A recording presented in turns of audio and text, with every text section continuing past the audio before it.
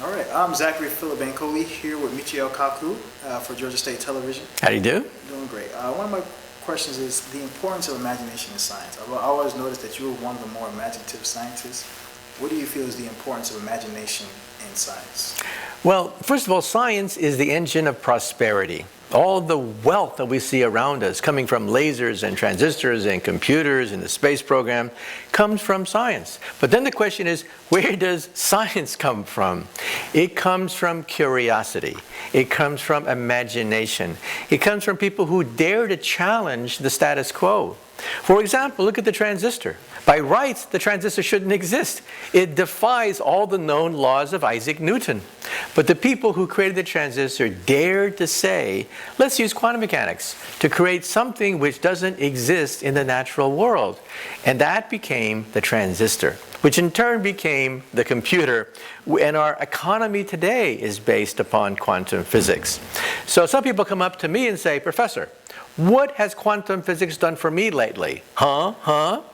Well, I tell them that we quantum physicists invented the transistor and the laser, and most of the wealth of society comes from the imagination and curiosity of physicists.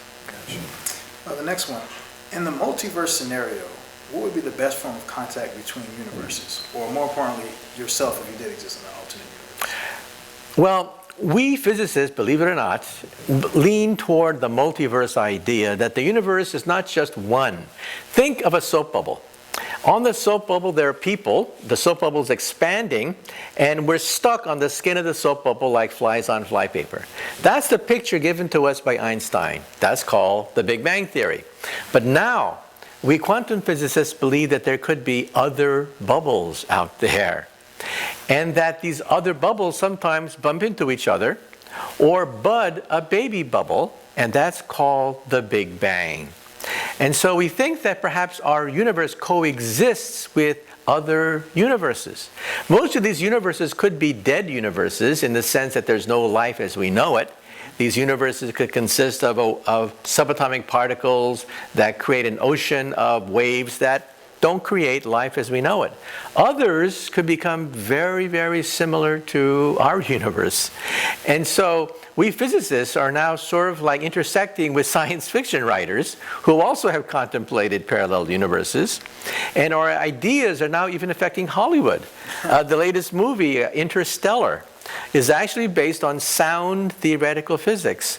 That is, perhaps we can create a gateway, a portal, a tunnel through space and time called a wormhole to connect to another part of our own universe. Thanks. Okay. What is the coolest thing that science has taught you? The coolest thing that science has taught us? Well, you know, when I watch the movies, I see all these cool things, but then I cringe when I realize that a lot of it violates the laws of physics. And I say to myself, well, then what does physics say about some of the things that you see in the movies? For example, telepathy, telekinesis. You see Harry Potter moving things with his mind. You realize that we can do that now? We have, with our machines, been able to penetrate the thoughts of people and reconstruct what they're thinking about. And so the mind-computer interface has changed everything. Telepathy, telekinesis, moving objects with the mind, uploading memories, downloading memories, we can do that now. Now with animals, we've been able to record simple memories, like a mouse drinking water. We can actually record that thought. But if you can record that thought, what's to stop us from recording a first-year calculus? Wouldn't you like to simply push a button and learn first-year mathematics without having to... right. Or wouldn't you like to have that vacation that you never had by simply pushing a button? Now, we're not there yet. But a lot of the cool things you see in the movies like The Matrix, movies like Harry Potter, they're not so far-fetched because science is now catching up to science fiction. Another quick question. In maybe quantum physics or quantum mechanics, how important is the observer?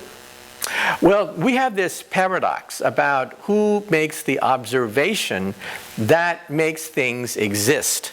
In other words, people say that when a tree falls in the forest and there's no one there to listen to it, the tree still fell in the forest. That's what Einstein would say. Quantum physicists say, not so fast. If there's no one there to observe it, then it's a real question mark as to whether it really fell. And so when you make an observation, that's how you know that the tree actually